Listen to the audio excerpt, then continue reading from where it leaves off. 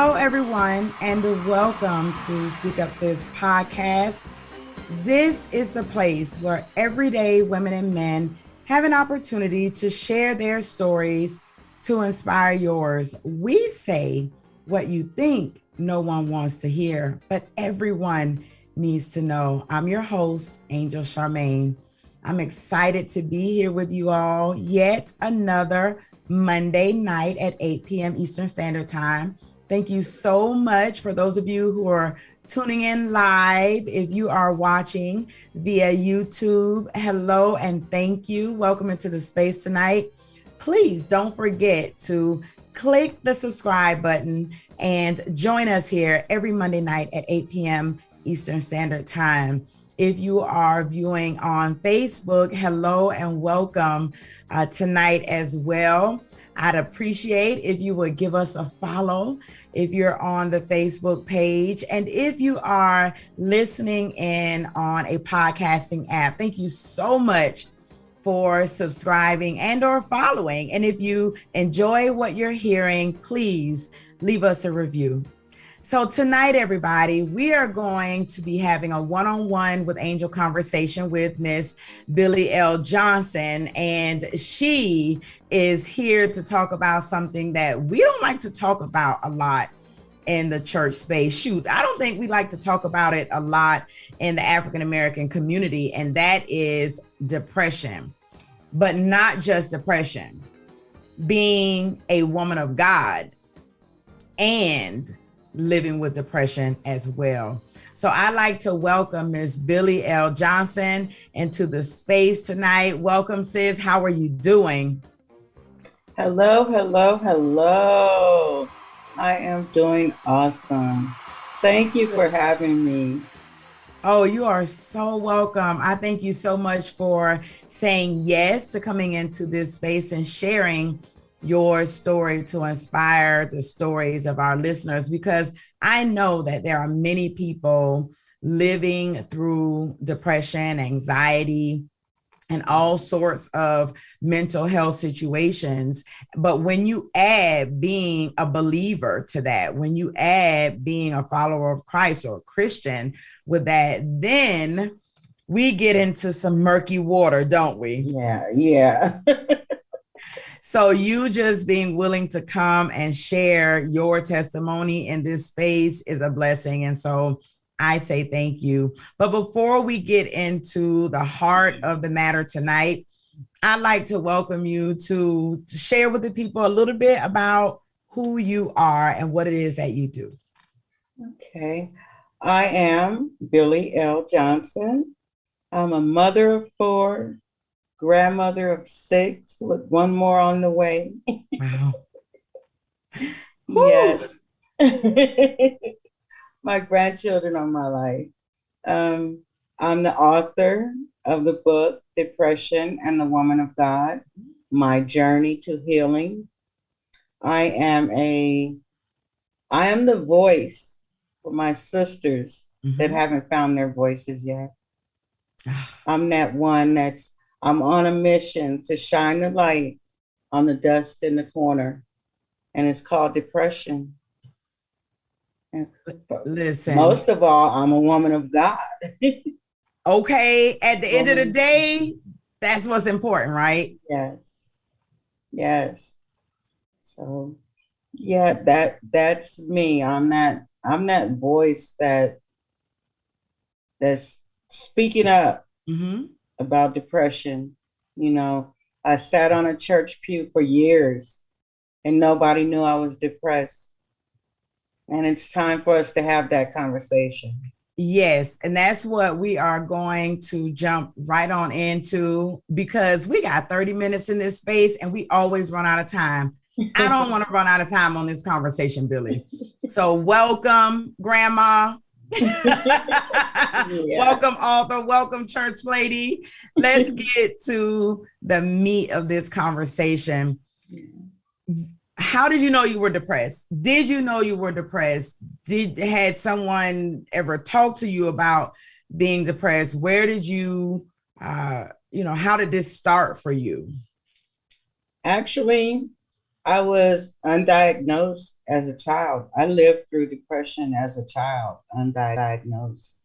Wow. And I was labeled as a bad kid. Mm-hmm. You know, they thought I was bad. I wasn't bad, I was sad, you know. So I've lived with depression the majority of my life. And once I got grown, you know, I was covering that depression up with relationships and everything like Mm-hmm. that.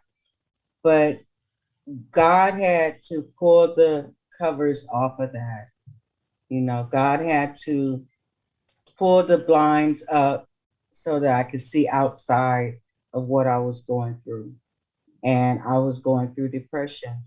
I didn't have the drugs and alcohol to mask it anymore, Mm-hmm. you know. So I had to face the depression. And So when you say you were a child living with undiagnosed depression and you were just considered bad, what did that look like? I think part of the problem, and we talked about this prior to coming on here, and you gave me three words, and I'm going to let you share those in just a second.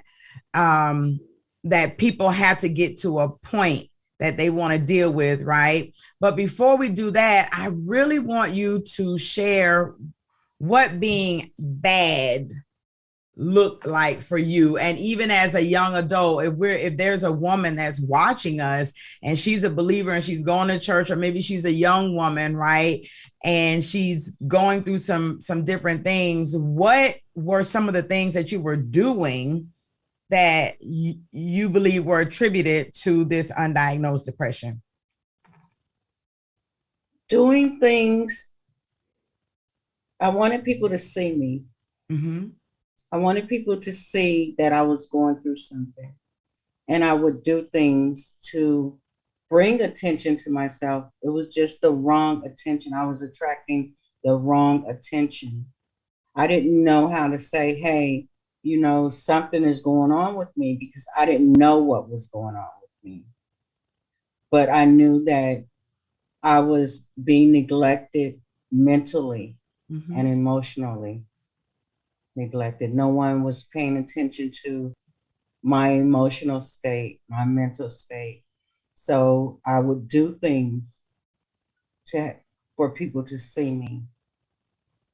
Did you ever say something? Did you ever, even as a child, say, Mom or Dad, I just feel really, really, really sad or bad? Or did you try to communicate what you were feeling?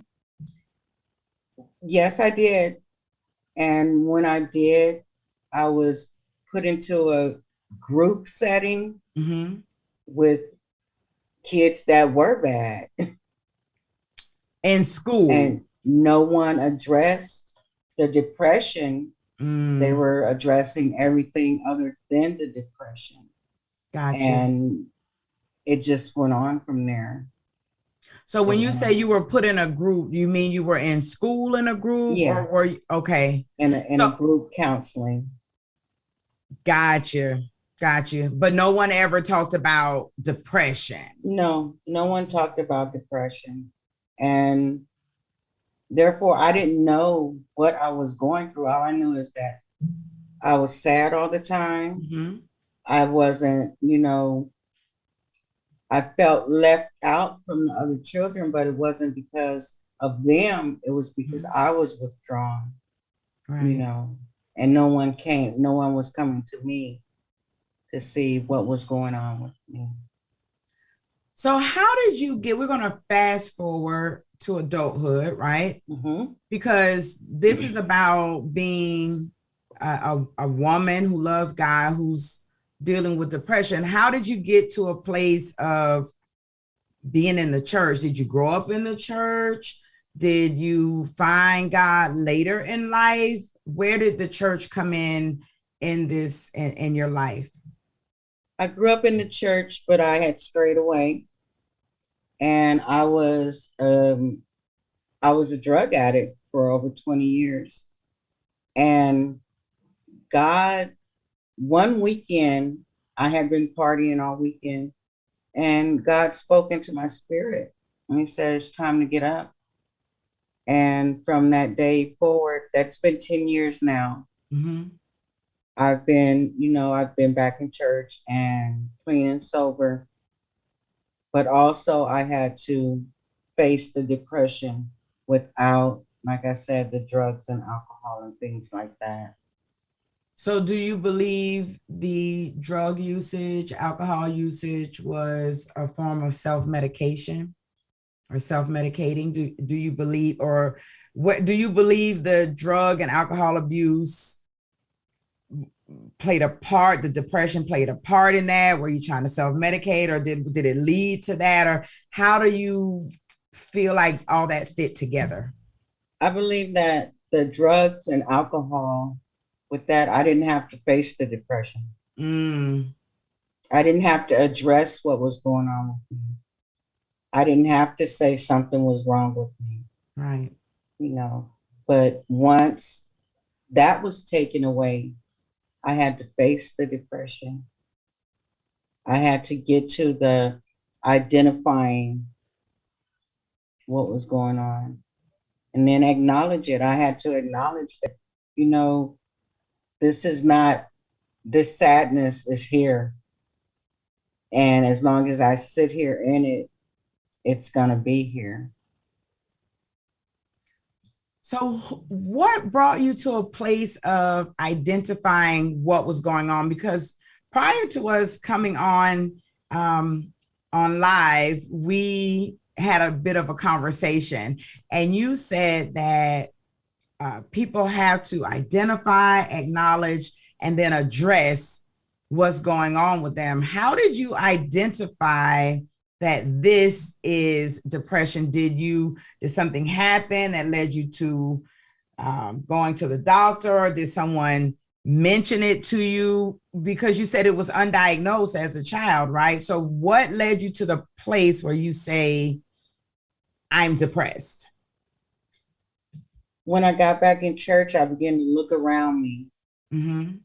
I began to look around and notice the differences in me and other women of God. And also, the main thing I believe is that God revealed it to me. Gotcha. God revealed it to me. He let me know that, okay, this is what's going on with you. Because like I said, for years, it was undiagnosed, and then I didn't want to know, Mm-hmm. So God revealed to me that, I was going through depression. I sat on that church pew for years, and I didn't know how to ask for prayer for my mental health. Mm. We ask for prayer for our physical, things and financial things. I didn't know how to ask for help with my mental state. When you say you didn't know how to ask, was it that you didn't have the language to know what to call it, or was there a little shame, embarrassment in there? Like, what was it that kept you from, because we go to the altar for everything. Yeah. Like, we run to the altar snotting and crying and carrying on about everything. So what do you think that thing was that kept your mouth closed I didn't to want to be ask for help? judged. I didn't want to be judged. Mm. I didn't want to be labeled. I didn't want, one of my worst fears were, they're going to say, Sister Billie must not be saved. If she's depressed, she must not be saved. Or she must be going home doing something she ain't got no business doing. Right. So I sat there, and I was quiet. I walked around for years with a smile on my face, and I got tired. Right. I got tired of that fake smile. I got tired of not speaking up for myself. Mm-hmm. And I went to the pastor and told him. And how was it received? When you went to the pastor, how did he receive you? I told him I was on my medication and everything. And it was okay, keep taking your medication, and a short prayer, and that was it. And that was it. So prior to talking to your pastor, you had already started seeing a counselor or therapist? Yes. Yes. Okay. So what led you to a therapist? Because that's another issue, right? We don't want to talk to the therapist. You can't have Jesus and a therapist, right? That's right. A lot of people don't, it goes hand in hand. A lot of people don't understand that. But I had cried for weeks, it seemed like. And one day my oldest daughter came to me and she asked me what was wrong, what was hurting me. She didn't know that it was a mental, emotional thing. She thought that my body was in pain. And when I saw the look in her eyes, I had to do something. I actually went and checked myself into the hospital for depression. Gotcha. And that's when the first time I got on medication and things like that. So that's when I started my counseling and my medication. So were you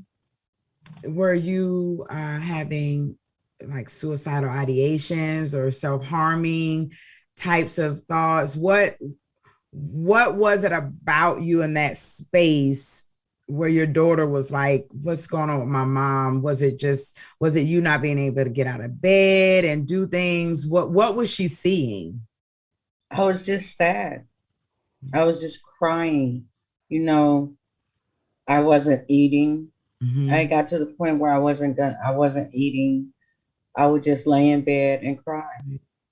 The depression had went from just being sad to just overwhelmingly sad. Right. Where it was just tears, constant tears. I think and I didn't know. I couldn't put my finger on where the tears were coming from. Why was I crying like this? And that right there let me know that something is wrong. If I'm sad and I don't know why I'm sad, something is wrong. Right. If I'm going through, crying spells and not knowing why, that's when it's time to go talk to someone. Right. Right. I think sometimes people confuse being sad, grieving with depression. Right. And I think this goes back to, like you said, being able to identify what it is you're dealing with and being sad. I mean, people are sad all the time. Right. Sadness is normal. It's a natural feeling. If something happens, you feel sad about it. Or if you have a loss, you grieve, right? And there's a time for mourning and that kind of thing. But like you said, depression is beyond just feeling sad, right? Depression doesn't necessarily have to have a reason. And that's where with grieving, why, you're grieving. You've lost someone, or even grieving a job, or, anything like that. What that is. When you're sad, the majority of the time, why you're sad. Right. You're sad because someone hurt your feelings, or you're sad because of this, that, or the other. But then with depression, you can't put your finger on what it is that's causing you to feel the way that you're feeling,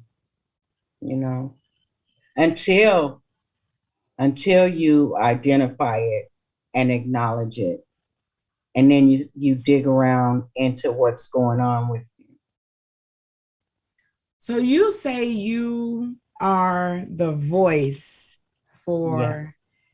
for women who think they don't have a voice, even those women who are sitting in the pews, battling depression or different types of mental illnesses or mental health situations, right? Right. How are you standing in that space? What are you doing currently to be able to bridge that gap between, yes, you can be a child of God and you can be dealing with depression as well? What are you doing? Have you created something, any spaces that help women to be able to deal with that dynamic? Yes, I've created a group, and it's called Because She's My Sister. Mm-hmm. And it's for my sisters that are sitting there thinking that they're alone, or thinking that they have no one to talk to, or no one is going to understand them. I'm your sister, and I've been there, and I understand. That's what I want them to know. I'm very, very open with what I've been through. I'm very open with my depression and the things that I've been through other than depression. So my group, Because She's My Sister, it's for any woman, even women that's going through domestic violence, or women that's going through, alcohol, drug abuse. It's for my sisters that need a sister. Right. I'm that sister. And there's other sisters in the group that are there. Yeah, I think those types of spaces are needed. And I say those, I probably should say these types of spaces are needed. I was just talking to a friend yesterday. I saw in the news the young power couple in the Metro Atlanta area, where there was a murder suicide where the wife, young black couple, I think they had like 8 children together, own businesses, a power couple. And it looks like the wife, shot and killed the husband and then turned the gun on herself. And it seemed, based on social media and things of that nature, like everything was fine. Like they had a great life and all these things. But then they've been showing sort of I believe it's maybe the last video she did, maybe a week or so prior to this happening. And she was literally crying out for help. It made me feel some kind of way. Right. It made me feel some kind of way. And this morning during our Chrysalis community, we have what we call morning moments with believers in the Chrysalis community. And I sat in a place with the ladies who meet in the morning, and I wanted them to know, like, I don't want to hear about you doing any of this stuff, you committing suicide, doing any of these things when you have us here. Like, there's no reason. I told them, I'm like, if you're dealing with depression, if you have severe depression and you just can't even function, like, keep your phone in your times when you're not really depressed. Create a habit of leaving your phone next to you on the bed or in your hand or something. Put my number on speed dial. So all you have to do, like, even if you can't manage to call, if you just hit 1 or whatever my number is, if I see your call pop up and you can't even open your mouth to talk, if I'm going, hey sis, what's up? And I don't hear nothing, I know right. something's going on with my sis, and I'm up and I'm out the door. Right. You understand what I'm saying? Right. I feel like we as sisters in Christ, because that's what we're talking about here. We're not just talking about regular folks. No, women of God deal with these issues, but we fellowship with one another in church. But outside of that, can we sit together? Can we fellowship together? Will you come see about me, when it's outside of the church? Will you help me do these things, right? And that's what these spaces are designed for. So I found myself this morning telling them, listen, because I thought about all of the people who are commenting on this woman's stuff now saying, oh, we were great friends and I just didn't know and all these things. And I thought to myself, I don't ever want to sit in that place where I'm going, how are we great friends and I didn't know? Right. How are we great friends and I didn't know? Right? So I think it's very important for us to have the conversations like we're having right now, to create the spaces, because all women aren't going to be in the Speak Up Sis space, right? They're going to be women who are in the because she is my sister space. They're going to be women who are going to gravitate to whomever God is leading them to gravitate toward, and we need to show up for each other. Right. Period. Exactly. Like I said, I sat for years and there was nothing in place to help me in the church. We have women ministries, but they don't talk about things like that. And I don't see the difference between you have the new members ministries, women's ministries. Let's have a mental health ministry. Oh, you don't even have to call it that. If you're uncomfortable with saying that word, say it's because she's my sister ministry. Yes. Or it's sister helping sister ministry. Whatever it is, there needs to be something in place inside of the church, because there's so many women coming in off of the streets. Yes. With so much baggage. I was one of them. Mm-hmm. I had so much going on. Me too. When I got there, I appreciate the prayers. I appreciate the teaching. Mm-hmm. But we need something that's going to help with not just your spiritual health, but mental health also. And that is something that I am very, very passionate about right now. Mental health ministries. And if I got to trip over my feet 1,000 times before I get to who I need to talk to get it out. Because I'm on a mission. Yeah. And that's to shine the light on the dust in the corner. And it's called depression. And it's there. And we need to shine the light on it. Sweep that corner out. The house ain't clean if you still got stuff over in the corner. It's okay. It ain't clean if you ain't sweeping out the corners. Yeah, you can't function if it's still stuff, That's right. You can't function the way God intends for us to function. And he wants us to be whole physically, spiritually, and mentally. I think that the spaces that you're creating, I know I hear you saying, I gotta, whoever I gotta get to, but you know what? God has given it to you. You got a space. Yeah. Right? Because she is my sister, it doesn't have to be in somebody's brick and mortar church.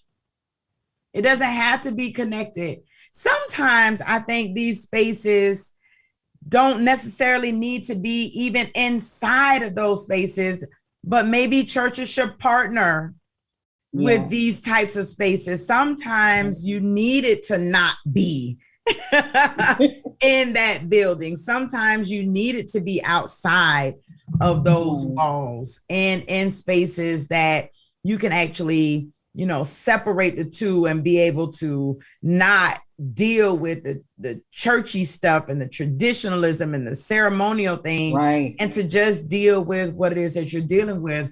So you know what? Keep doing what you're doing, sis. Keep doing what you're doing. God is giving you your group. Stick with your group. The women who you're supposed to breathe life into, speak life into, minister to through your group, they're going to find you. The Lord will lead them to you, and you'll be there ready to help them to use their own voices, because what we know is that they're not voiceless, right? They have a voice. Yeah. They have a voice, but we help them to use those voices. Yeah. Right?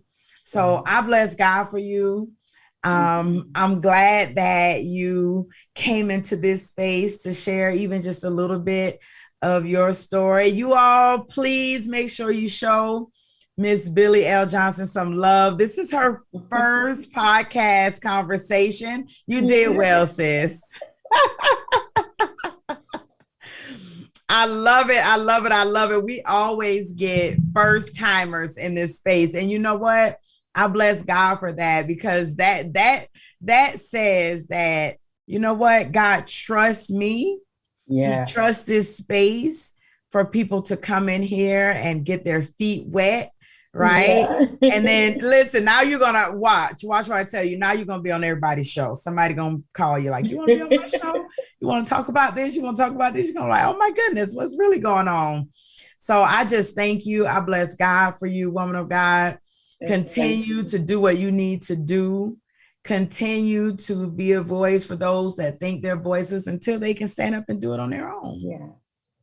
I appreciate it. Thank God for you. Thank you for having me. Thank you for allowing me to use my voice. Thank you so much. And thank you for my sisters. Yes. Yes. Well, Speak Up Sis community is right here. We are always right here. And for those of you who are watching, don't forget the Chrysalis community is alive and it is well.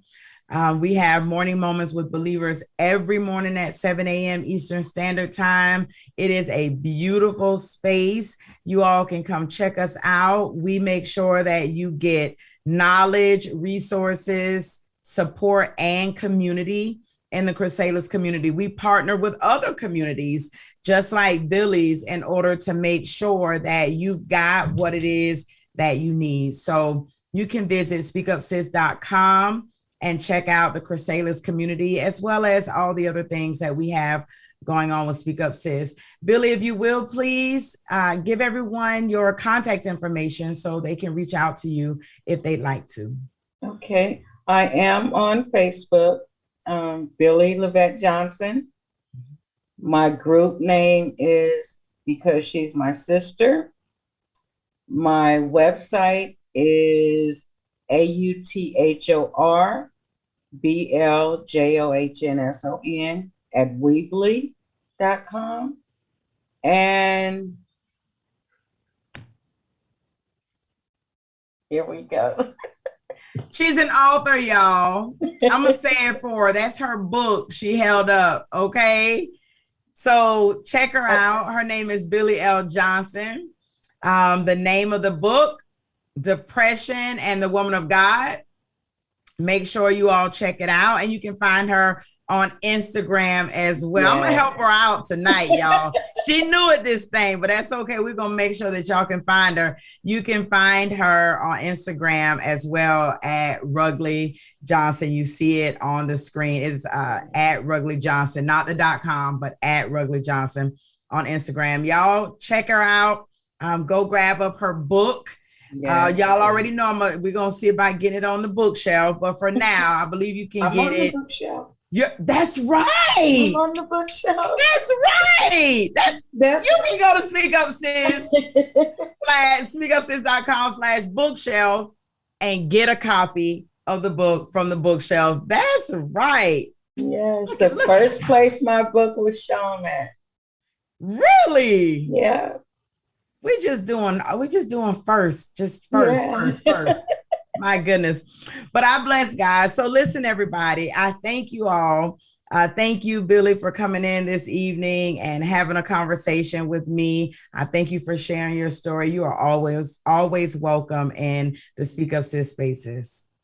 Thank you for making it easy for me to be me. Yes, ma'am. I appreciate you. All right, everyone. Pleasure. Thanks. Thank you.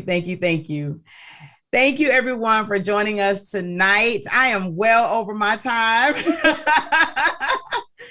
So I am going to say, listen, sis, yes, you can be a woman of God and still battle with depression and other mental illnesses. Get you some help, sis. You can love Jesus and have a therapist all at the same time. Do not sit in the pews in silence. Do not keep the dust of depression in your corner.